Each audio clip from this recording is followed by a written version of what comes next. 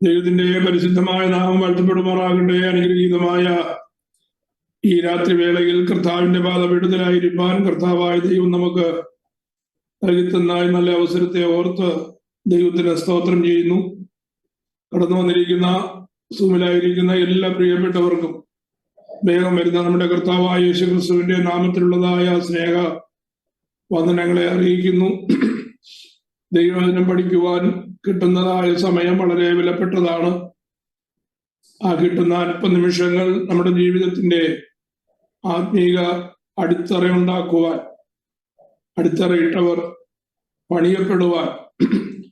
പണിയപ്പെടുന്നവർ ആ പണിയുടെ പൂർത്തീകരണത്തിലേക്ക് വരുവാൻ, അങ്ങനെ കർത്താവിന്റെ വരവിന് വേണ്ടി ഒരുക്കപ്പെടുവാൻ ഇടയായി തീരണമെന്നുള്ളതാണ് നമ്മുടെ ഓരോ വേദ പഠന ക്ലാസിന്റെയും പ്രധാനപ്പെട്ടതായ ഉദ്ദേശം എന്ന് പറയുന്നു. ഉൽപ്പത്തി പുസ്തകത്തിലെ ദൈവമായ കർത്താവിന്റെ വീണ്ടെടുപ്പിന്റെ പദ്ധതിയെ കുറിച്ചാണല്ലോ നാം ചിന്തിച്ചു വരുന്നത്. അബ്രഹാമിനെ കുറിച്ചും ഇസഹാക്കിനെ കുറിച്ചും യാക്കോബിനെ കുറിച്ചുമാണ് നമ്മുടെ പഠനം തുടർമാനമായി വന്നുകൊണ്ടിരിക്കുന്നത്. നാം പഠിച്ചുകൊണ്ടിരിക്കുന്നത് യാക്കോബിന്റെ വിഷയമാണ്. യാക്കോബിൽ കൂടിയാണ് ദൈവത്തിന്റെ പദ്ധതിയുടെ ആ പൂർത്തീകരണത്തിന്റെ അടിസ്ഥാനം ഒരുക്കപ്പെടുന്നത്. വാഗ്ദത്തം അബ്രഹാമിൽ ആരംഭിച്ചെങ്കിലും ഇസ്ഹാക്കിന്റെ ഭവനത്തെ അതിനായി ദൈവം ഒരുക്കിയെടുത്തു എങ്കിലും തന്റെ വീണ്ടെടുപ്പിന്റെ പദ്ധതിയുടെ പ്രാരംഭ പ്രവൃത്തികൾ ആരംഭിക്കുന്നത് യാക്കോബിന്റെ ഭവനത്തിൽ നിന്ന്. പ്രാഥമികമായി തന്റെ ജനത്തിന് ഒരു പേര് വരുന്നത്, അല്ലെങ്കിൽ ഭൂമിയിൽ ദൈവത്തിന്റെ ഉദ്ദേശം കാണിക്കേണ്ടതിനു വേണ്ടി, ദൈവത്തിന്റെ ഹിതം നിവർത്തിക്കേണ്ടതിനു വേണ്ടി ദൈവത്താൽ തിരഞ്ഞെടുക്കപ്പെടുന്നതായ ആ കുടുംബത്തെ ഒരു രാഷ്ട്രമായി മാറ്റുന്ന ആരംഭ അല്ലെങ്കിൽ പ്രാരംഭ പടികളാണ് ഇന്ന് രാത്രിയിൽ നാം ചിന്തിക്കുന്നത്. കഴിഞ്ഞ ദിവസങ്ങൾ ഉൽപ്പത്തി പുസ്തകത്തിന്റെ 31 അധ്യായം 30-31 അധ്യായങ്ങളിൽ യാക്കോബിന്റെ ഭവനത്തിന്റെ വിശാലത ഒന്ന് നമ്മൾ ചിന്തിച്ചു. അതിനുശേഷം യാക്കോബ് ലാബാന്റെ ഭവനത്തിൽ നിന്ന് തന്റെ പിതാവിന്റെ ഭവനത്തിലേക്കുള്ളതായ മടക്കയാത്ര ആരംഭിച്ചു. നാം പഠിച്ചുകൊണ്ടിരിക്കുന്നതായ ടോപ്പിക് എന്ന് പറയുന്നത് യാക്കോബിന്റെ മടക്കയാത്രയാണ്. Jacobs return journey. അപ്പോ ആ മടക്കയാത്രയിൽ സംഭവിക്കുന്നതായ കാര്യങ്ങളാണ് നാം വായിക്കുന്നത്. ഈ മടക്കയാത്ര എവിടെയാണ് അവസാനിക്കുന്നതെന്ന് ചോദിച്ചാൽ, പദ്ദൻഅരാമിൽ നിന്ന് ആരംഭിക്കുന്നതായ യാക്കോബിന്റെ ആ മടക്കയാത്ര താന് കനാൻ ദേശത്ത് തന്റെ പിതാവിന്റെ ഭവനത്തിൽ എത്തിച്ചെന്ന്, അതായത് താൻ ഒരിക്കൽ ദൈവമായ യഹോവയുടെ സന്നിധാനത്തിൽ നിയമം ചെയ്തതായ ആ സ്ഥലത്ത് വരുമ്പോൾ അവിടെ അത് അവസാനിക്കുകയാണ്. തന്റെ മടക്കയാത്രയുടെ അവസാനത്തെ പോയിന്റിൽ എത്തുവാനായിട്ട് ഇടയായി തീരുകയാണ്. അത് നാം പഠിക്കുന്നത് ഉൽപ്പത്തി പുസ്തകം 35 അധ്യായത്തിലാണ്. എന്നാൽ 31 അധ്യായം നമ്മൾ കഴിഞ്ഞ ആഴ്ചയിൽ പഠിച്ചു നിർത്തി. 32 അധ്യായം വളരെ വളരെ പ്രധാനപ്പെട്ടതായ അധ്യായമായതുകൊണ്ട് ആ അധ്യായത്തിൽ ഒന്നും നിൽക്കാതെ നമുക്ക് മുന്നോട്ട് പോകുവാനായിട്ട് കഴിയും. ഇനിയുള്ളതായ അധ്യായങ്ങളെല്ലാം തന്നെ ആ ഇസ്രയേൽ രാഷ്ട്രത്തോടുള്ളതായ ബന്ധത്തിൽ, രാഷ്ട്രത്തിന്റെ ഡെവലപ്മെന്റിനുള്ളതായ ബന്ധത്തിൽ വളരെ പ്രധാനപ്പെട്ടതായ ഭാഗങ്ങളാണ്. 2025 ഏറ്റവും പ്രധാനപ്പെട്ട, ലോകത്തിൽ ഏറ്റവും പ്രധാനപ്പെട്ട വിഷയമായിരിക്കുന്നതായ ഇസ്രയേൽ രാഷ്ട്രം. ആ ഇസ്രയേൽ രാഷ്ട്രത്തിന്റെ ആരംഭമാണ് നമ്മൾ പഠിക്കാൻ പോകുന്നത്. അപ്പോ അത് എങ്ങനെയാണ് ഇസ്രയേൽ രാഷ്ട്രത്തിന്റെ സ്റ്റാർട്ടിങ്, അല്ലെങ്കിൽ beginning of A nation, starting of A great nation, അതാണ് ബുക്ക് ഓഫ് ജെനസിസ് ചാപ്റ്റർ 32 നമ്മോട് പറയുന്നത്. അതിനൊരുക്കിയതായ മുഖാന്തരങ്ങളും അതിന്റെ പശ്ചാത്തലങ്ങളുമാണ് നാം ഇതുവരെ ചിന്തിച്ചത്. അപ്പോ ആ രാഷ്ട്രത്തിന്റെ ബിഗിനിങ്, ആ രാഷ്ട്രത്തിന് പേര് വരുന്നതായ ആ നിമിഷത്തിലേക്കാണ് 32-ാം അധ്യായത്തിൽ നമ്മൾ വരുന്നത്. അപ്പോ നമ്മൾ കഴിഞ്ഞ ആഴ്ച പഠിച്ചു നിർത്തിയത് എവിടെയാണ്? മിസ്പയിൽ യാക്കോബും ലാബാനും തമ്മിൽ ഒരു ഉടമ്പടി ചെയ്തു. ലാബാനോടുമുള്ളതായ എല്ലാ ബന്ധവും വിട്ടു. ഇനി ലാബാനുമായിട്ട് യാതൊരു ബന്ധവുമില്ല എന്ന് യാക്കോബ് പ്രതിജ്ഞ ചെയ്യുകയും യാക്കോബിനെ ഇനി പിന്തുടരുകയോ യാക്കോബിനെ മടക്കി പദ്ദൻഅരാമിലേക്ക് കൊണ്ടുപോകുവാൻ താനായിട്ട് ഒരു ശ്രമവും ചെയ്യുകയില്ല എന്ന് ദൈവസന്നിധാനത്തിൽ ലാബാനും ഉടമ്പടി ചെയ്തതായ ആ സ്ഥലമാണ് മിസ്പ എന്ന് പറയുന്നതായ സ്ഥലം. അതിന്റെ സ്പിരിച്വൽ ഇമ്പോർട്ടൻസ് നാം കഴിഞ്ഞ ആഴ്ചയിൽ ചിന്തിച്ചത്. ഇനി നമുക്ക് 32-ാം അധ്യായത്തിലേക്ക് കടന്നു വരാം. 32-ാം അധ്യായത്തിൽ യാക്കോബ് യാബോക്കിൽ, അതാണ് ആ അധ്യായത്തിന്റെ പ്രധാനപ്പെട്ടതായ തലമെന്ന് പറയുന്നത്. ഇവിടെ നമുക്ക് ഒരു രാഷ്ട്രത്തിന്റെ ഉദയം കാണുവാനായിട്ട് കഴിയും. The beginning of A new nation, the rise of A new nation നമുക്ക് കാണുവാനായിട്ട് കഴിയും. അപ്പൊ 32-ാം അധ്യായത്തിന്റെ ആ ഇമ്പോർട്ടൻസ് മനസ്സിലാക്കിക്കോണം.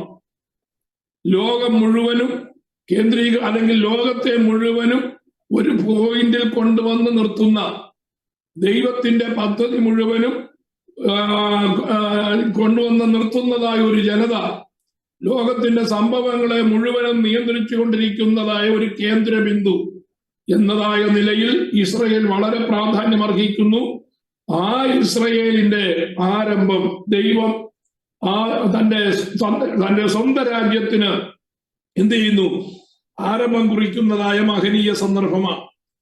അവിടെ യാക്കോബ് മടങ്ങി വരികയാണ്. മടങ്ങി വരുമ്പോ 32-ാം അധ്യായത്തിന്റെ 1-2 വാക്യങ്ങളിൽ നമുക്ക് വായിപ്പാനായിട്ട് കഴിയുന്നതായ കാര്യം എന്താണ്? അവിടെ യാക്കോബ് തന്റെ വഴിക്ക് പോയി, ദൈവത്തിന്റെ ദൂതന്മാർ അവനെ എതിരെ വന്നു. യാക്കോബ് അവരെ കണ്ടപ്പോൾ ഇത് ദൈവത്തിന്റെ സേന എന്ന് പറഞ്ഞ് ആ സ്ഥലത്തിന് മഹനയീം എന്ന് പേരിട്ടു. ദൈവത്തിന്റെ സേന, മഹനയീം എന്ന വന്ന വാക്കിന്റെ അർത്ഥം ദൈവത്തിന്റെ സേന എന്ന. നോക്കിക്കേ, അതുവരെ യാക്കോബ് അനുഭവിക്കാത്തതായ ഒരു സ്വർഗീയ സാന്നിധ്യം യാക്കോബിന് സ്പെഷ്യലി നൽകുകയാണ്. യാക്കോബ് ബഥേലിൽ വെച്ച് ദൈവവുമായിട്ട് പേഴ്സണൽ കോണ്ടാക്ട് ഉണ്ടായി, പേഴ്സണൽ ബന്ധം സ്ഥാപിച്ചു. പേഴ്സണലായി യാക്കോബ് ദൈവത്തോടും ദൈവം യാക്കോബിനോടും സംസാരിച്ചു. അത് കഴിഞ്ഞതിന് ശേഷം പദ്ദൻഅരാമിൽ പോയി ദൈവം യാക്കോബിനോട് ഇടപെട്ടുകൊണ്ടിരുന്നു. ദൈവത്തിന്റെ ഇൻസ്ട്രക്ഷൻ പ്രകാരമാണ് യാക്കോബ് മടക്കയാത്ര ആരംഭിച്ചത്. പക്ഷേ ഇതുവരെയും ദൈവത്തിന്റെ ദൂതന്മാരുടെ ഒരു സേന യാക്കോബിന്റെ കൂടെ ഉണ്ട്, അല്ലെങ്കിൽ യാക്കോബിനെ ശ്രദ്ധിക്കുന്നു എന്ന് യാക്കോബിന് മനസ്സിലായില്ലായിരുന്നു. എന്നാൽ എപ്പോഴാണോ വേർപിരിയേണ്ടിടത്തു നിന്ന് യാക്കോബ് വേർപിരിഞ്ഞത്, എപ്പോഴാണോ ഒരു വേർപാടിന്റെ ഉടമ്പടി ചെയ്യേണ്ടി വന്നതായ സ്ഥാനത്ത് ആ ഉടമ്പടി ചെയ്തത് പ്രത്യക്ഷത്തിൽ തന്നെ സഹായിക്കുന്ന ദൂതന്മാരുടെ ഒരു സേന യാക്കോബിന് എതിരെ വരികയാണ്. എന്ന് പറഞ്ഞാൽ ഓപ്പോസിറ്റ് ആയിട്ട് വരികയല്ല, യാക്കോബിനെ എതിരേൽക്കുവാനായിട്ട്, യാക്കോബിന് അനുകൂലമായിട്ട് വരുന്നതായ ദൈവത്തിന്റെ സേനയെ കാണുവാനായിട്ടിടയായി. ആ ദൈവത്തിന്റെ സേനയെ കണ്ടതായ ആ സ്ഥലത്തിന് യാക്കോബ് മഹനയീം എന്ന് പേരിടുകയാണ്. 3 പേരുകൾ ഇതിനുള്ളതായ ബന്ധത്തിൽ വളരെ പ്രാധാന്യമുണ്ട്. ഈ അധ്യായത്തിൽ 1-ാമത്തെ പേരെന്ന് പറയുന്നത് മഹനയീമാണ്. യാക്കോബിനെ സഹായിക്കുവാൻ യാക്കോബിന്റെ ദാസിദാസന്മാരുണ്ട്, കാര്യങ്ങളൊക്കെ ശരിയാണ്. ഒരു സേനയ്ക്ക് തുല്യമായിരിക്കുന്നതായ ആൾക്കാർ ഒരു പക്ഷേ യാക്കോബിന്റെ വേലക്കാരായിട്ട് കണ്ടേക്കാം. പക്ഷേ അതൊന്നും യാക്കോബിനെ സഹായിപ്പാൻ പര്യാപ്തമായിരുന്നില്ല. ദൈവത്തിന് അത് അറിയാമായിരുന്നു. അതുകൊണ്ട് ദൈവം തന്റെ ഭക്തന്മാരുടെ മേൽ ദൃഷ്ടി വെച്ച് ആലോചന പറഞ്ഞു കൊടുക്കുന്നതായ ദൈവം യാക്കോബിനെ ബലപ്പെടുത്തേണ്ടതിന് വരുവാനിരിക്കുന്നതായ ഒരു അനർത്ഥത്തിൽ യാക്കോബ് ഭയപ്പെടാതിരിക്കേണ്ടതിന് യാക്കോബിന് സേനയുടെ, ദൈവത്തിന്റെ സേനയുടെ, ദൂതന്മാരുടെ സേനയുടെ പ്രത്യക്ഷത നൽകുകയാണ്. ദൈവത്തിന്റെ കരുതൽ നമുക്കവിടെ കാണുവാനായിട്ട് കഴിയും. യാക്കോബ് പക്ഷേ ഈ യാത്രക്കിടയിൽ വെച്ച് തന്റെ സഹോദരനായ ഏശാവിനെ കണ്ടുമുട്ടുമെന്ന് പ്രതീക്ഷിച്ച് കാണുകയില്ല. പക്ഷേ ഏശാവ് വരുവാനായിട്ട് പോകുകയാണ്. ആ ഏശാവിനെ കണ്ട് നീ ഭയപ്പെടേണ്ട കാര്യമില്ല, സ്വർഗത്തിലെ ദൈവത്തിന്റെ ദൂതന്മാരുടെ ഒരു സേന നിന്നോടുകൂടെ ഉണ്ട് എന്ന് യാക്കോബിനെ അറിയിക്കേണ്ടതിന് വേണ്ടിയാണ് മഹനയിമിലെ പ്രത്യക്ഷത എന്ന് നമുക്ക് ചിന്തിക്കുവാനായിട്ട് കഴിയും. Price the Lord. അപ്പോ യാക്കോബ് അത് കഴിഞ്ഞിട്ട് മുന്നോട്ട് പോകുമ്പോൾ യാക്കോബിന് ഭയമുളവാക്കുന്നതായ അടുത്ത വിഷയമാണ് 32-ാം അധ്യായത്തിൽ. അതിന്റെ 3 മുതലുള്ളതായ വാക്യങ്ങൾ നാം വായിക്കുമ്പോൾ യാക്കോബ് ഏതോ നാടായ സേയീർ ദേശത്ത് തന്റെ സഹോദരനായ ഏശാവിന്റെ അടുക്കൽ തനിക്ക് മുമ്പായി ദൂതന്മാരെ അയച്ചു. ഏശാവിന്റെ അടുക്കിലേക്ക് ഞാന് ഇതുവഴി പോകുകയാണ്. സേയീർ എന്ന് പറയുന്നത് ആ വഴിമധ്യേ ഉള്ളതായ ദേശമാണ്. വഴിയിൽ വെച്ച് അപ്രതീക്ഷിതമായിട്ടുള്ള ഒരു ആക്രമണമോ സഹോദരനിൽ വരുന്നതായ ഒരു എതിർപ്പോ അത് പ്രതീക്ഷിക്കുന്നു എങ്കിലും അത് ഒഴിവാക്കുവാനായിട്ട് യാക്കോബ് ചെയ്യുന്നതായ തന്റെ സൈഡിൽ നിന്ന് യാക്കോബ് ചെയ്യുന്നതായ കാര്യമാണ്. Price the Lord. ഏതായാലും അവിടെ ഏശാവിനെ ഭയക്കുവാൻ തക്കവണ്ണം ഇടയായിട്ട് തീർന്നു. എന്താണ് കാര്യം? ദൂതന്മാർ സേയീറിൽ, യാക്കോബിന്റെ ദൂതന്മാർ സേയീറിൽ ഏശാവിന്റെ അടുക്കലേക്ക് ചെന്നപ്പോ അവർക്കൊരു കാര്യം മനസ്സിലായി. യാക്കോബിന് എതിരായിട്ട് ഏശാവ് വരികയാണ്. കൂടെ എത്ര പേരുണ്ട്? 400 ആളുമായിട്ട് ഏശാവ് യാക്കോബിനെതിരെ വരുന്നു എന്നുള്ളതായ ഒരു വാർത്ത ഈ ദൂതന്മാർ മുഖാന്തരം യാക്കോബിന് ലഭിക്കാനായിട്ടിടയായി. കേൾക്കുന്ന വാർത്തകളെല്ലാം ശരിയായിരിക്കണമെന്നില്ല എന്ന് ഈ ഭാഗം നമ്മെ പഠിപ്പിക്കുന്നുണ്ട്. കേൾക്കുന്ന വാർത്തകൾ ബേസ് ചെയ്ത് നാം നമ്മുടെ ആക്ഷൻ രൂപീകരിക്കരുത്, ദൈവജനം തങ്ങളുടെ ആക്ഷൻ രൂപീകരിക്കരുത് എന്ന് ദൈവത്തിന്റെ വചനം നമ്മെ വ്യക്തമായി മുന്നറിയിപ്പ് തരികയാണ്. പലപ്പോഴും നാം മറ്റുള്ളവരിൽ നിന്ന് കേൾക്കുന്ന ഇൻഫർമേഷൻ അനുസരിച്ച്, മറ്റുള്ളവരിൽ നിന്ന് കിട്ടുന്നതായ വിവരങ്ങൾ അനുസരിച്ച് നാം നമ്മുടെ സ്വഭാവത്തിന് വ്യത്യാസം വരുത്താറുണ്ട്. ഞാൻ പറഞ്ഞ മനസ്സിലായോ? Price the Lord. രണ്ടുപേർ തമ്മിൽ വലിയ കുഴപ്പമില്ലാതെ സ്നേഹബന്ധത്തിൽ പോകുകയാണെന്നിരിക്കട്ടെ, മൂന്നാമതൊരാൾ ഇതിൽ രണ്ടുപേരിൽ ഒരാളിനെ കുറിച്ച് അടുത്തയാളിനോട് എന്തെങ്കിലും തെറ്റായിട്ടുള്ളതായ ഇൻഫർമേഷൻ കൊടുക്കേണ്ടി വരുമ്പോൾ, അല്ലെങ്കിൽ വേറെ ഒരിടത്തു നിന്ന് ഇതിലൊരു വ്യക്തിക്കെതിരായിട്ട് ഇൻഫർമേഷൻ കിട്ടുമ്പോൾ അതുവരെ ഉണ്ടായിരുന്നതായ സ്നേഹബന്ധത്തിന് ഉലച്ചിൽ തട്ടുവാനിടയുണ്ട്. ആ ഉലച്ചിൽ തട്ടുന്നത് ആ സ്നേഹത്തോടുകൂടി ഇരുന്നതായ നമ്മുടെ സ്വഭാവത്തിന് ക്രമേണ മാറ്റം സംഭവിക്കാനിടയായിട്ട് തീരും. എന്താണ്? കേൾക്കുന്നതായ ഇൻഫർമേഷൻ അനുസരിച്ച് നമ്മുടെ ക്യാരക്ടർ മാറുന്നത് കൊണ്ടാണ്. ദൈവജനം ശ്രദ്ധിക്കേണ്ട ഒരു കാര്യം, പ്രൈസ് ദി ലോർഡ്, ഇതിനകത്ത് പിശാചിന്റെ, അതായത് ആത്മാവിൽ ആരാധിക്കുന്നതായ ദൈവജനത്തെ തെറ്റിച്ച് കളയുന്നതിന് പിശാചിന് വലിയ ഒരു സ്ഥാനം വഹിക്കുവാൻ കഴിയും. അത് ദൈവജനം ശ്രദ്ധിച്ചില്ല എങ്കിൽ വലിയ വീഴ്ചയിലേക്ക് പോകുവാൻ ഇടയായിട്ട് തീരും. Price the Lord. ഇവിടെ എന്താണ് തെറ്റായ ഇൻഫർമേഷൻ കിട്ടിയത്? യാക്കോബിനെതിരായിട്ട് 400 ആൾക്കാരുമായിട്ട് ഏശാവ് വരുന്നു എന്നുള്ള ഒരു വാർത്ത. ആ വാർത്ത യാക്കോബ് കേട്ട് കഴിഞ്ഞപ്പോ യാക്കോബ് 20 വർഷത്തെ വിഷയങ്ങളെ അടിസ്ഥാനമാക്കി താനൊരു പദ്ധതി രൂപീകരിക്കുകയാണ്. തന്റെ ഹൃദയത്തിലേക്ക് അനന്തര കാര്യങ്ങളെ കുറിച്ചുള്ളതായ പ്ലാൻ കടന്നു വരികയാണ്. യാക്കോബിന് മനസ്സിലായി. എന്താ മനസ്സിലായത്? ഈ വരുന്നതായ ആൾക്കാരുമായിട്ട് ഏശാവ് എന്നോട് യുദ്ധത്തിനായിട്ട് വരികയാണ്. അങ്ങനെ വന്നു കഴിഞ്ഞാൽ എനിക്ക് അവനോട് എതിർത്ത് നിൽക്കുവാനായിട്ട് കഴിയുകയില്ല. എന്റെ മൃഗസമ്പത്ത് അവൻ പിടിച്ചുകൊണ്ടുപോകും, എന്റെ ഭാര്യമാരെ പിടിച്ചുകൊണ്ടുപോകും, എന്റെ മക്കളെ പിടിച്ചുകൊണ്ടുപോകും, എന്റെ ദാസിദാസന്മാരെ എല്ലാം അവൻ കൊണ്ടുപോകും. ഒടുവിൽ മുമ്പ് അവൻ പറഞ്ഞതനുസരിച്ച് എന്നെ കൊന്നുകളയുമെന്നുള്ളതായ ആ ഭയം അവനിൽ വരുവാനായിട്ടിടയായിട്ട്. ഇവിടെ യാക്കോബിന് വന്നത് ഭയമാണെങ്കിൽ, തെറ്റായ ഇൻഫർമേഷൻ സ്വീകരിക്കുന്നത് നിമിത്തം നമ്മുടെ ഉള്ളത്തിൽ ഭയം ആയിരിക്കുകയില്ല കടന്നു വരുന്നത്. ഒരുപക്ഷെ പക കടന്നു വരാം, ഒരുപക്ഷെ കോപം കടന്നു വരാം, ഒരുപക്ഷെ അസൂയ കടന്നു വരാം, ഒരുപക്ഷെ ഈർഷ്യ കടന്നു വരാം. ശ്രദ്ധിക്കണം, കിട്ടുന്നതായ വാർത്തകൾ നമ്മുടെ ആത്മീക സ്വഭാവത്തെ മാറ്റി ജഡ സ്വഭാവമുള്ളവരാക്കി തീർക്കുവാനിടയുണ്ട്. വളരെ ശ്രദ്ധിക്കേണ്ട കാര്യമാണ്. Price the Lord. നമ്മളെ മാനുഷിക സ്വഭാവമാണത്.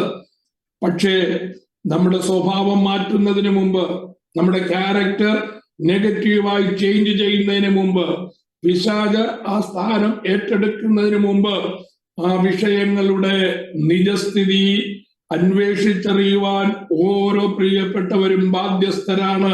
അതിന് തയ്യാറാകണം. ഒരുപക്ഷെ കുഞ്ഞുങ്ങൾ മുഖാന്തരമായിരിക്കാം വാർത്ത വരുന്നത്, അല്ലെങ്കിൽ കൂടെ ഇരുന്ന് ആരാധിക്കുന്നതായ വ്യക്തികൾ മുഖാന്തരമായിരിക്കും ഇൻഫർമേഷൻ കിട്ടുന്നത്, അല്ലെങ്കിൽ നമ്മുടെ അയൽക്കാർ മുഖാന്തരമായിരിക്കും, അല്ലെങ്കിൽ വേറെ ഏതെങ്കിലും പരിചയക്കാർ മുഖാന്തരമായിരിക്കും. Praise the Lord.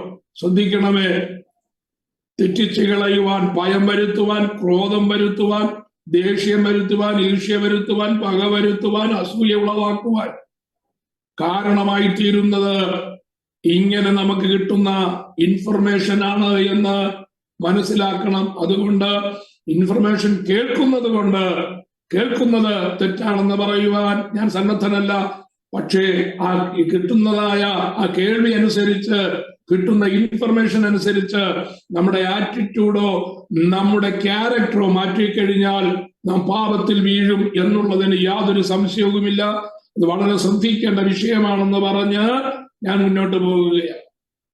ഇങ്ങനെ നമ്മൾ വേദപുസ്തകം പഠിക്കുമ്പോഴേ എന്ത് ചെയ്യത്തുള്ളൂ, നമ്മുടെ ആത്മീക നിലനിൽപ്പിന്, ആത്മീക മുന്നേറ്റത്തിന് ഒക്കെ തടസ്സമായി നിൽക്കുന്നതായ വരുവാൻ സാധ്യതയുള്ള കാര്യങ്ങളെ കുറിച്ച് മനസ്സിലാകുകയുള്ളൂ.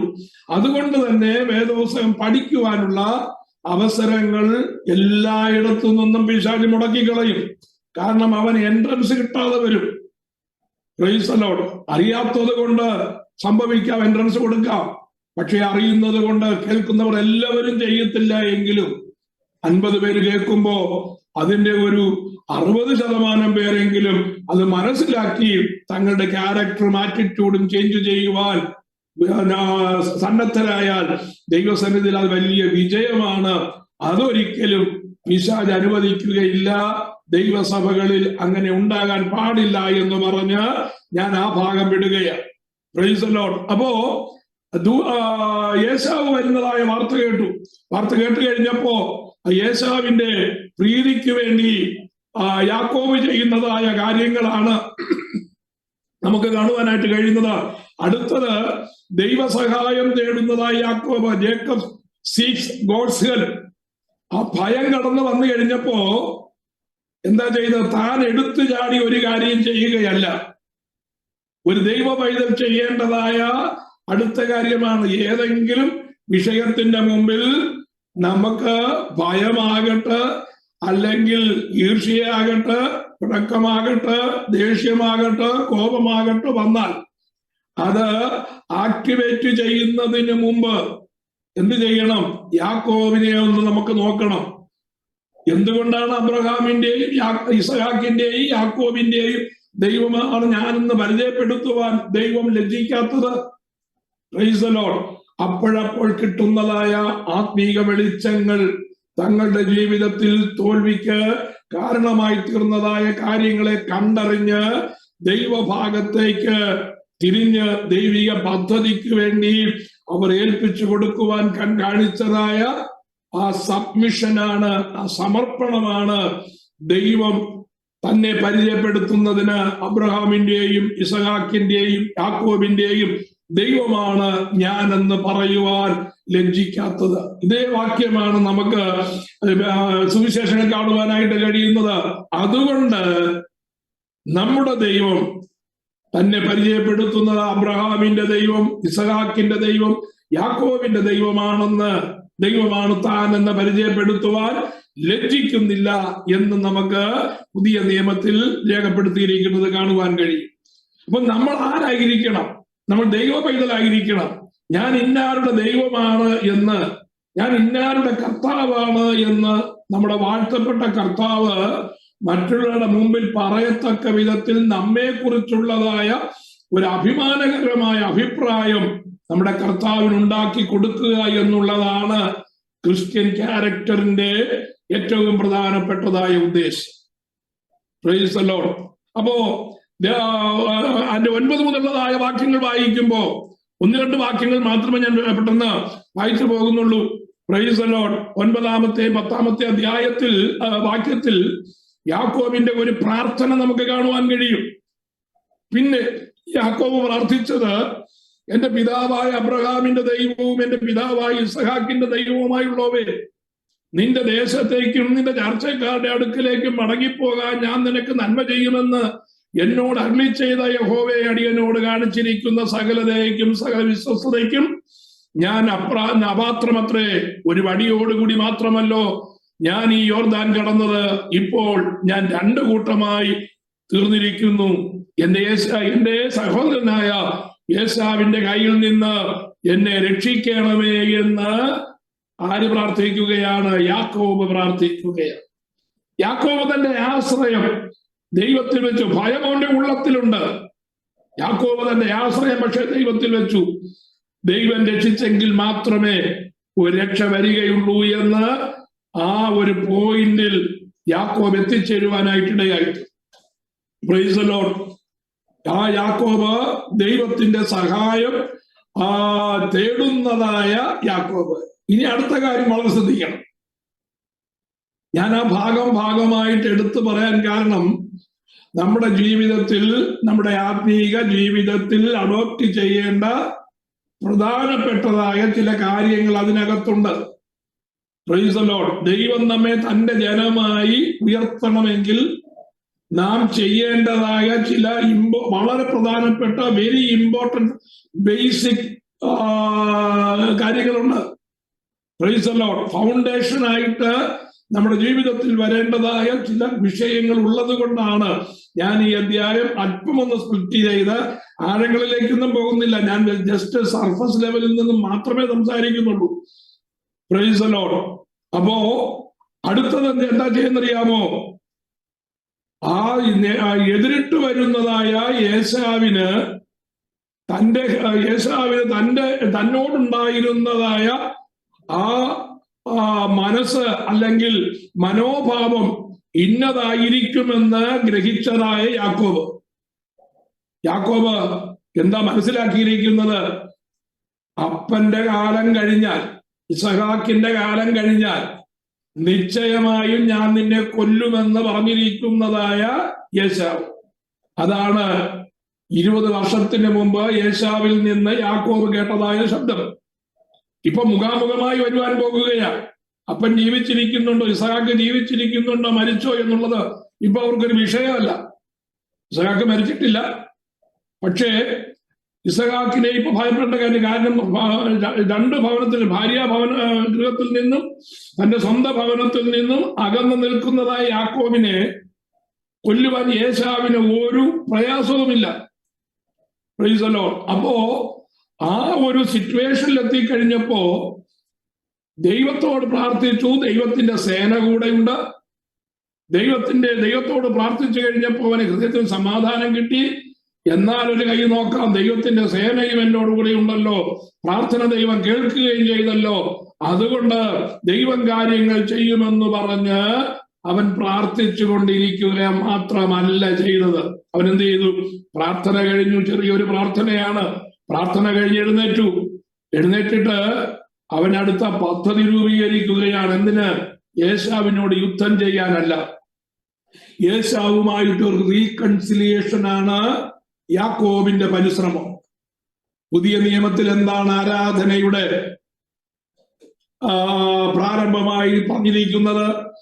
നീ വഴിപാട് കഴിക്കുമ്പോൾ നിന്റെ സഹോദരന് നിന്നോട് വല്ലതുമുണ്ട് എന്ന് നിനക്ക് തോന്നിയാൽ നിന്റെ വഴിപാട് യാഗപീഠത്തിന്റെ അടുക്കൽ വെച്ചിട്ട് ആദ്യം പോയി സഹോദരനോട് ക്ഷമ ചോദിക്കാനല്ല പറഞ്ഞത്. ഞാൻ പലപ്പോഴും പറയാറുണ്ട്, ക്ഷമ ചോദിക്കുവാൻ വചനത്തിൽ പ്രമാണമില്ല.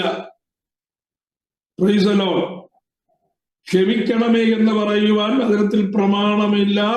പകരം അങ്ങോട്ട് ക്ഷമിക്കുവാനാണ് ദൈവം കൽപ്പിച്ചിരിക്കുന്നത്. ക്ഷമിക്കണം. Price the Lord. അപ്പൊ ക്ഷമ ചോദിക്കേണ്ടതെന്ന് ചോദിച്ചാൽ ക്ഷമയല്ല ചോദിക്കേണ്ടത്, റീകൺസിലിയേഷൻ ആണ്. നിരപ്പ് പ്രാപിക്കണം. നിരപ്പാണ് പ്രാപിക്കേണ്ടത്.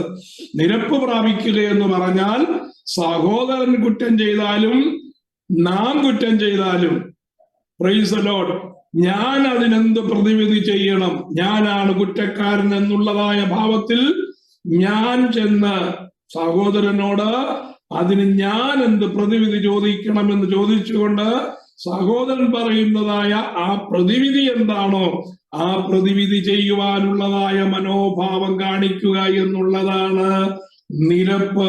അതാണ് റീകൺസിലിയേഷൻ. നമുക്കിതിനെ പറ്റി ഒരു പിടിയുമില്ല കേട്ടോ. റീകൺസിലിയേഷനെ കുറിച്ച് നമുക്ക് ഒരു പിടിയുമില്ല. നമ്മളെന്താ ചെയ്യുന്നത്? എന്നോടങ്ങ് ക്ഷമിച്ചേക്കണേ, അല്ലെങ്കിൽ വല്ലതും ചെയ്തിട്ടുണ്ടെങ്കിൽ എന്നോട് ക്ഷമിച്ചേക്കണേ. ഇതാണ് നമ്മുടെ മനോഭാവം. അതൊരിക്കലും കർത്താവ് നമ്മോട് പറഞ്ഞിട്ടുമില്ല, അങ്ങനെ കർത്താവ് പഠിപ്പിച്ചിട്ടുമില്ല, ശിഷ്യന്മാരും അങ്ങനെ ചെയ്തിട്ടുമില്ല. Price the Lord.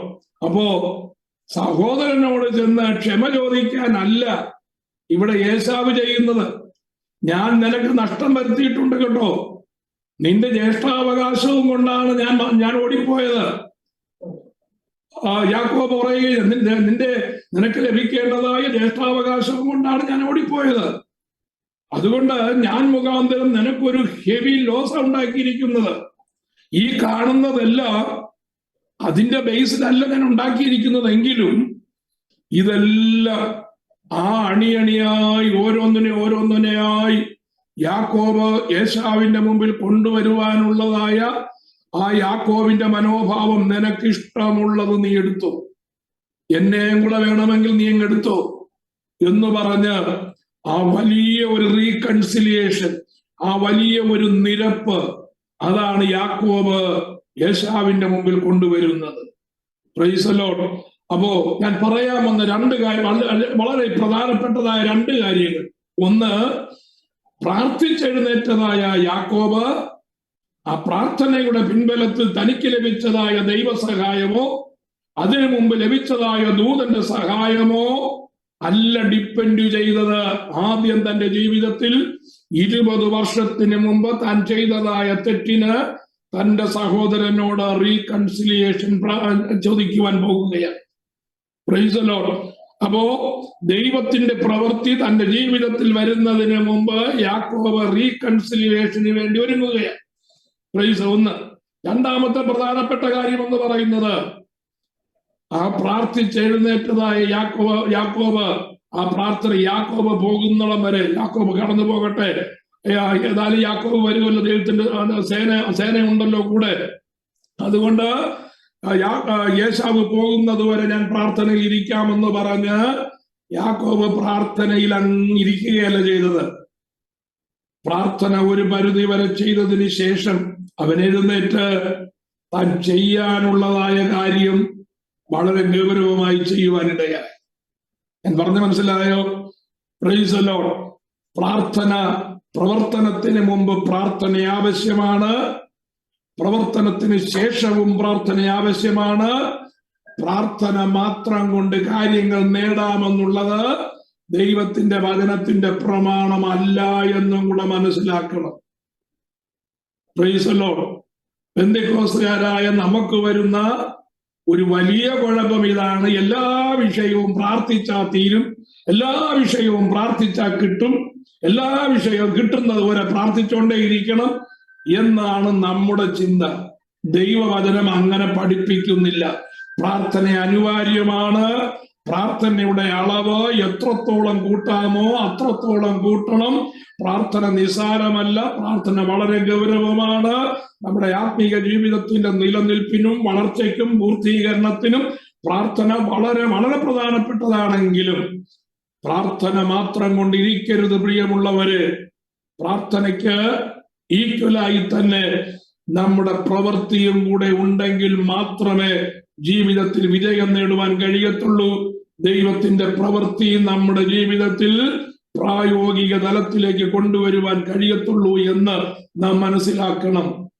Price the Lord. ജോലിക്കായി അല്ലെങ്കിൽ ഹല്ലേലൂയ പഠിക്കുവാൻ നല്ല മാർക്ക് കിട്ടാനായിട്ട് ആഗ്രഹമുള്ളതായ ഒരു വിദ്യാർത്ഥി അവൻ പഠിച്ചുകൊണ്ടേയിരുന്നത് കൊണ്ട് അവന് മാർക്ക് ലഭിക്കുകയില്ല.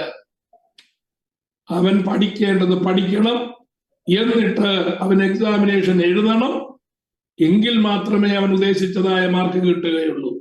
ദൈവം ഒരിക്കലും നമ്മൾ ചെയ്യേണ്ടതായ ഉത്തരവാദിത്വങ്ങൾ ദൈവം ഏറ്റെടുത്ത് ചെയ്യുകയില്ല. അത് ചെയ്യാനുള്ളതായ കൃപയ്ക്ക് വേണ്ടി നാം പ്രാർത്ഥിക്കണം. ആ കൃപ ദൈവം തരും. ചെയ്യേണ്ടത് അവരവരാണ് ചെയ്യേണ്ടത്. അപ്പൊ പ്രവൃത്തി എന്ന് പറയുന്നത് വളരെ പ്രധാനപ്പെട്ടതാണ്. പുതിയ നിയമത്തിന്റെ തത്വവും അതുതന്നെയാണ്. Price the Lord.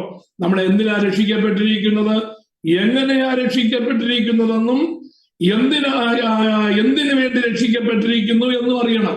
ഇത് രണ്ട് കാര്യങ്ങളും അറിയണം. എങ്ങനെയാ രക്ഷിക്കപ്പെട്ടത്? രക്ഷിക്കപ്പെടാൻ നമ്മുടെ ജീവിതത്തിൽ ഒരു പ്രവൃത്തിയും നമ്മൾ ചെയ്തില്ല. ഒരു പ്രവൃത്തിയുടെയും ആവശ്യമില്ല രക്ഷയ്ക്കായിട്ട്. Praise the lord. എഫേസ്യ ലേഖനം എന്താ പറയുന്നത്? കൃപയാലല്ലോ നിങ്ങൾ വിശ്വാസം മൂലം രക്ഷിക്കപ്പെട്ടിരിക്കുന്നത്, അതിനും നിങ്ങൾ കാരണമല്ല. രക്ഷയ്ക്ക് ഒരു പ്രവൃത്തിയും കാരണമല്ല. ആ പ്രവൃത്തി ആരാ ചെയ്തത്?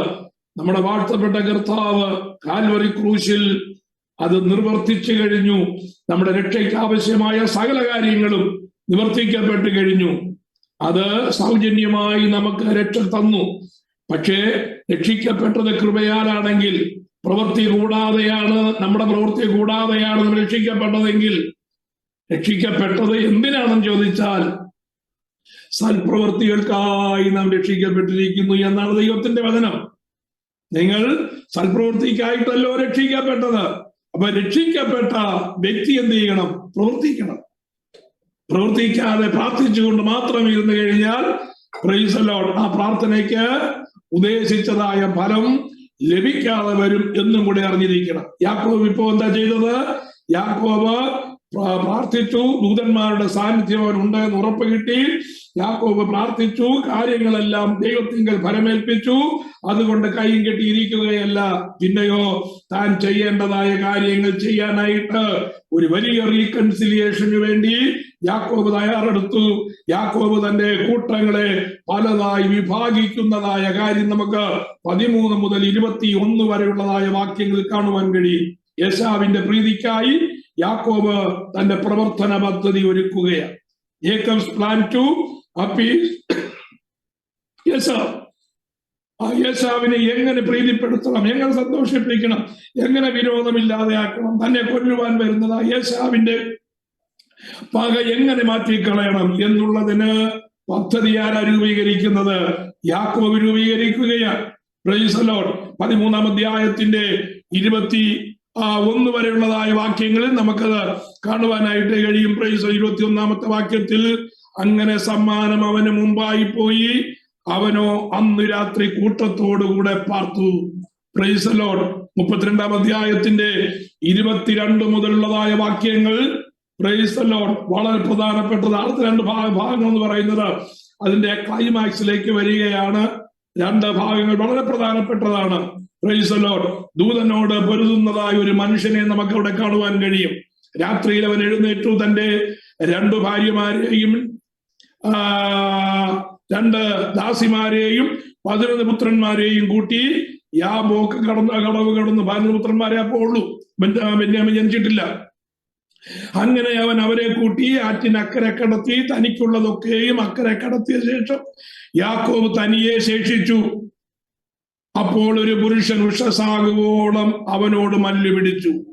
And Jacob was left alone, and there wrestled a man with him until the breaking of the day. Praise the Lord. Mallu പിടിച്ചു എന്നാണ് ഇംഗ്ലീഷ് രേഖപ്പെടുത്തിയിരിക്കുന്നത്. വിട്ടില്ല, വിടാതെ പിടിച്ചിരിക്കുകയാണ്. Praise the lord. അത് ശാരീരികമായ ഒരു മൽപ്പിടുത്തമല്ല എന്നുള്ളത് വചനത്തിൽ നമുക്ക് കാണുവാനായിട്ട് കഴിയും. ഹോശയ്യ പ്രവാചകൻ അത് വളരെ കൃത്യമായി രേഖപ്പെടുത്തിയിരിക്കുകയാണ്. ഹോശയ്യ പ്രവാചകൻ എന്താ എഴുതിയേക്കുന്നത്? പ്രാർത്ഥനയിൽ, കണ്ണുനീരോടെ പ്രാർത്ഥനയിൽ അവൻ ദൈവത്തോട് അവൻ അപേക്ഷിച്ചു എന്ന് എഴുതിയിരിക്കുന്നത്. Price the Lord. ആ അപേക്ഷ രാത്രി മുഴുവനും അവൻ അപേക്ഷിക്കുകയാണ്. പ്രൈസ്. എന്താണ് അപേക്ഷയുടെ പ്രധാനപ്പെട്ട കാര്യം? എന്തായിരിക്കാം? അവിടെ എഴുതിയിട്ടില്ലെങ്കിലും രണ്ട് കാര്യങ്ങൾ ഞാൻ പറയുവാൻ ആഗ്രഹിക്കുകയാണ്. എന്താണ് യാക്കോബ് പ്രാർത്ഥിച്ചതായ കാര്യം? ഒന്ന്, പ്രൈസ് ദി ലോർഡ്, എനിക്കെതിരായി വരുന്നതായ ഏശാവിനെ എനിക്ക് അനുകൂലമാക്കി മാറ്റണം. അവനിൽ നിന്ന് നേരിടുവാൻ സാധ്യതയുള്ളതായ എല്ലാ എതിർപ്പുകളും അങ്ങ് ഇടപെട്ട് ഇല്ലാതെയാക്കണം. Praise the lord. അതിനൊരു പ്രീവിയസ് എക്സ്പീരിയൻസ് യാക്കോബിനുണ്ട്. എവിടെയാണത്? മിസ്പയിൽ ഒരു പ്രീവിയസ് എക്സ്പീരിയൻസ് ഉണ്ട്. Praise the lord. തന്നെ കൊന്നുകളയുവാനോ തന്നെ പിടിച്ചു കൊണ്ടുപോകുവാനോ വന്നതായ ലാബാനോട് യഹോവയായ ദൈവം ഇടപെട്ടതായ കാര്യം ലാബാൻ തന്നെ യാക്കോബിനോട് പറഞ്ഞ് യാക്കോബിനറിയാം. അപ്പൊ പ്രീവിയസ് എക്സ്പീരിയൻസ് വെച്ചുകൊണ്ട് യാക്കോബ് ദൈവത്തോട് പ്രാർത്ഥിക്കുന്നത്, ദൈവമേ, ലാബാനോട് അങ്ങ് അങ്ങനെ ചെയ്തു. പ്രൈസ്. എന്റെ സ്വന്തം സഹോദരനായ ഏശാവിനോടും അങ്ങ് ഇടപെടണം. അവൻ എനിക്ക് അനുകൂലമാക്കി തരണം. ആ ശത്രുത ഇല്ലാതാക്കി തരണം. രണ്ട്, പ്രാർത്ഥിച്ചത്, ഞാൻ എൻ്റെ അധ്വാനം മൂലം നേടിയത്, ഞാൻ എൻ്റെ കായിക ശേഷി കൊണ്ട് നേടിയത്, ഞാൻ എൻ്റെ ബുദ്ധി ഉപയോഗിച്ച് നേടിയത്. Price the Lord. അതാണ് ഈ കാണുന്ന മൃഗസമ്പത്തല്ല. കഴിഞ്ഞ 20 വർഷം വെയിലെന്നില്ലാതെ, മഴയെന്നില്ലാതെ, മഞ്ഞെന്നില്ലാതെ, ചൂടെന്നില്ലാതെ, തണുപ്പെന്നില്ലാതെ, രാത്രിയിലും പകലും ഉറക്കമില്ലാതെ ലാബാൻ എന്നെ ഏൽപ്പിച്ചതായ ആട്ടിൻകൂട്ടത്തെ ഞാൻ പരിപാലിച്ചു. എന്റെ വിയർപ്പിന്റെ, എന്റെ കായികാധ്വാനത്തിന്റെ ഫലമാണ് പ്രൈസ് ദി ലോർഡ് ഞാൻ ഈ നേടിയത്. മാത്രമല്ല, എനിക്ക് കിട്ടിയ ഈ സമ്പത്ത് ഞാൻ ബുദ്ധി ഉപയോഗിച്ചുകൊണ്ടാണ്. അപ്പൊ കായിക ശേഷിയോടുകൂടിയാണെങ്കിലും ബുദ്ധിയിലാണെങ്കിലും തരുന്നതായ ഭൗതിക നന്മകൾ ഇതാ നഷ്ടപ്പെടാൻ പോകുകയാണ്. ഞാൻ എല്ലാത്തിനെയും അക്കരെ കടത്തി. പ്രൈസ്. നാളെ പ്രഭാതത്തിൽ യേശാവ് 400 പേരുമായി കടന്നു വരും. അവൻ അതിനെ എല്ലാം അപഹരിച്ചു കൊണ്ടുപോയാൽ ഞാൻ ഒറ്റയ്ക്കേ ഉള്ളൂ. എന്റെ 20 വർഷത്തെ അധ്വാനം വൃഥാവായി പോകുകയാണ്. ശൂന്യമായ കരങ്ങളോടുകൂടെ എന്തു ചെയ്യണമെന്നറിയാതെ ഞാൻ ആഗ്രഹിക്കുന്ന അവസ്ഥയാണ്. Price the lord. അത് ദൈവം ഞാൻ നേടിയത് അങ്ങയുടെ അനുഗ്രഹമാക്കി അത് മാറ്റണം. എന്ത് ചെയ്യണം? അങ്ങയുടെ അനുഗ്രഹമാക്കി മാറ്റണം. ഞാൻ നേടിയത് എന്റെ സഹോദരൻ അപഹരിച്ചു കൊണ്ടുപോകാം.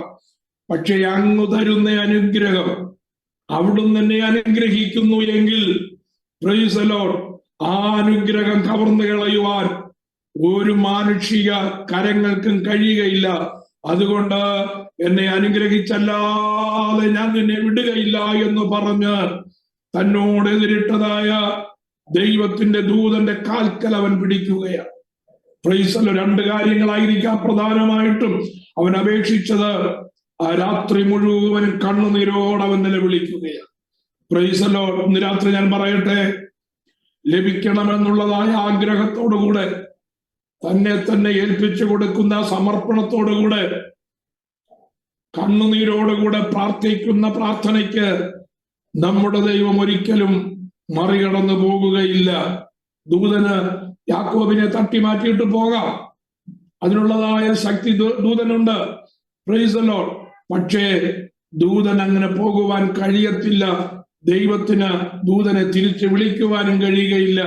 ആ അനുഗ്രഹം പ്രാപിക്കുവാനുള്ളതായ ആഗ്രഹത്തോടെ ആ പ്രാർത്ഥനയിൽ ജാഗരിക്കുന്നതായ ഭക്തന് വേണ്ടി ഇറങ്ങി വന്ന് നിൽക്കുവാൻ സന്നദ്ധരാകുന്ന ഒരു സ്വർഗമാണ് നമുക്ക് വേണ്ടി കാത്തിരിക്കുന്നത് എന്ന് ഇന്ന് രാത്രി നാം മനസ്സിലാക്കണം.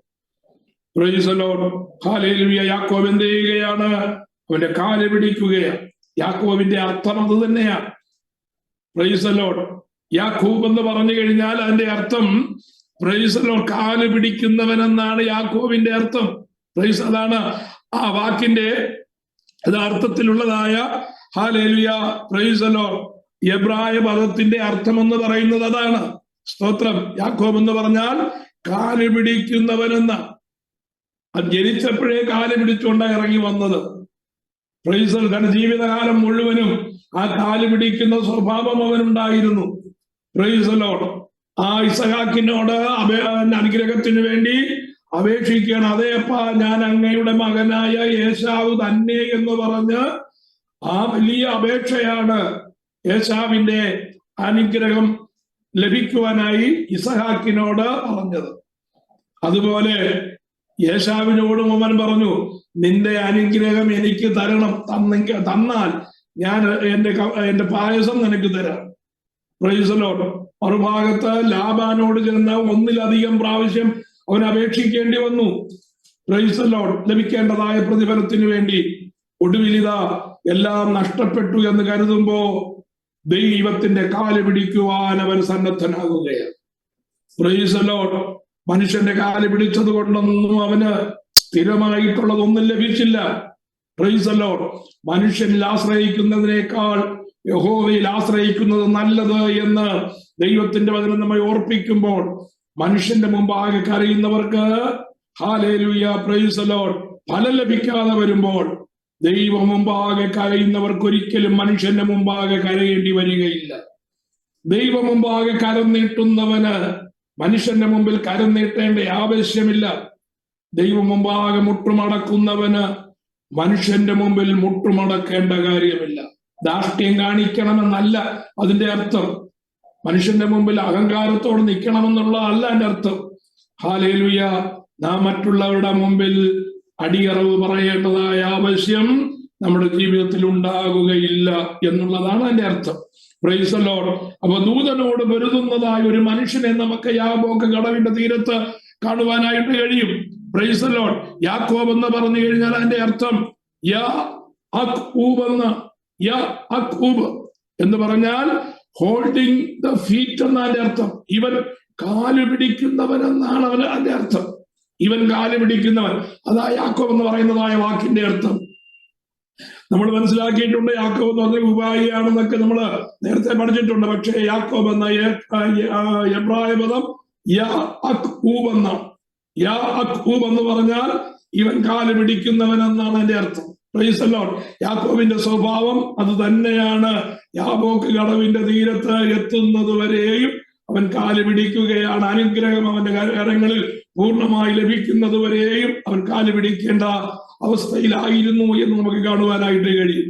Price the Lord. വളരെ പ്രധാനപ്പെട്ടതായ ഒരു ഭാഗത്തേക്കൂടെ വന്ന് ഞാൻ എന്റെ ചിന്ത അവസാനിപ്പിക്കുവാൻ ആഗ്രഹിക്കുകയാണ്. Price the Lord.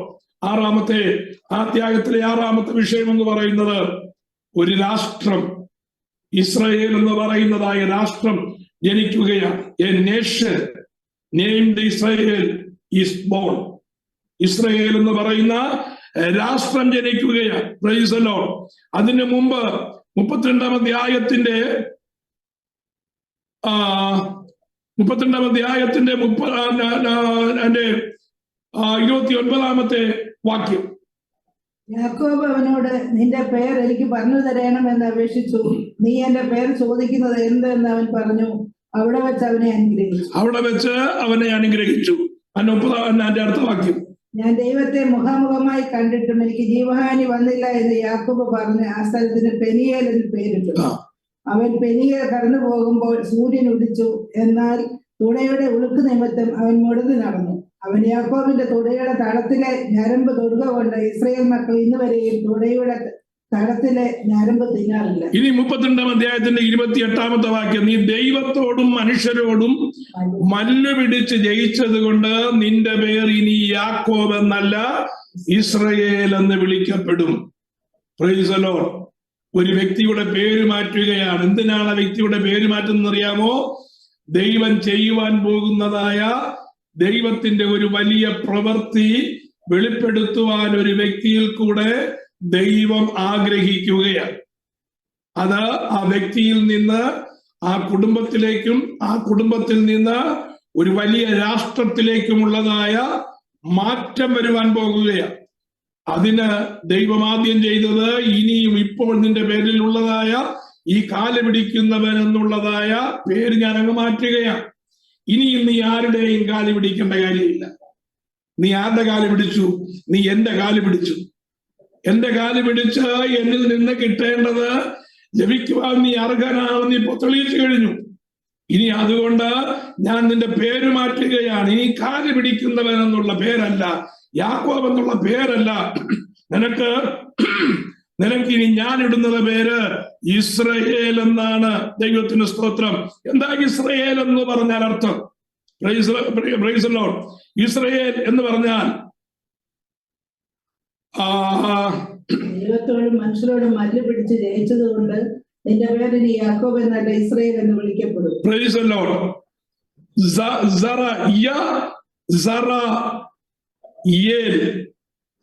Price the Lord. Israel എന്ന് പറയുന്നെങ്കിലും അത് എബ്രായ ഭാഷ ഉച്ചരിക്കുമ്പോ യ എന്നുള്ളതായ ഉച്ചാരണമാണ്. അതാണ് ആ പദത്തിന്റെ വിഭജനം അങ്ങനെയാണ് വരുന്നത്. എന്താ അതിന്റെ അർത്ഥം എന്ന് പറഞ്ഞാൽ, യ എന്ന് പറഞ്ഞാൽ ഹി, സറ എന്ന് പറഞ്ഞാൽ ടേൺ ഹിസ് ഫേസ്, മുഖം തിരിക്കുക. ഏൽ എന്ന് പറഞ്ഞാൽ God. This is the person. അതിന്റെ അർത്ഥം ഇതാണ്, this is the person whom the highest God wants to turn his face all the time. പറഞ്ഞു മനസ്സിലായോ? This is the person whom the highest God wants to turn his face all the time. Praise the Lord. ദൈവം തന്റെ മുഖത്തെ തിരിക്കുവാനുള്ളതായ, എല്ലാ കാലത്തും തിരിക്കുവാനുള്ളതായ വ്യക്തി ഇവനാണ് എന്നുള്ളതാണ് അതിന്റെ അർത്ഥം. Price the Lord. യാക്കോബിന്റെ അവസ്ഥയ്ക്ക് പൂർണ്ണമായും മാറ്റം വരുത്തി. യാക്കോബ് എന്നുള്ളതായ പേര് മാറ്റി Israel. Price the Lord. Hallelujah. ഇവൻ ആരാണ്? ഞാൻ എന്നേക്കും ദൃഷ്ടി വെക്കുന്നതായ മനുഷ്യൻ ഇവനാണ്. Price the Lord. അന്ന് മുതൽ, ഇന്ന് മാത്രമല്ല, അബ്രഹാമിന്റെ മേൽ വാഗ്ദത്തം ലഭിച്ചത് മുതൽ ഏതാണ്ട് 4000 വർഷങ്ങൾക്ക് ശേഷം ഇന്നും അതേ ജനത്തിന്റെ മേൽ ദൈവത്തിന്റെ ദൃഷ്ടിയിരിക്കുകയാണ്. Price the Lord. ഇന്നും ദൈവത്തിന്റെ ദൃഷ്ടി ആ ജനത്തിന്റെ മേൽ നിന്ന് മാറിപ്പോയിട്ടില്ല. അത് ഒരു ദിവസത്തേക്കുള്ളതായ പേരുമാറ്റമല്ല, ഒരു കുടുംബത്തിന് വേണ്ടിയുള്ളതായ പേരുമാറ്റമല്ല. Praise the lord. ഒരു സെഞ്ചുറിക്ക് വേണ്ടിയോ ഒരു മില്ലിയനത്തിന് വേണ്ടിയോ പേര് മാറ്റിയതല്ല. പ്രൈസ്. എന്നേക്കും എന്റെ ദൃഷ്ടി ഇവന്റെ മേൽ ഇരിക്കേണ്ടതിന് ഞാൻ തിരഞ്ഞെടുത്തവൻ. Price the Lord.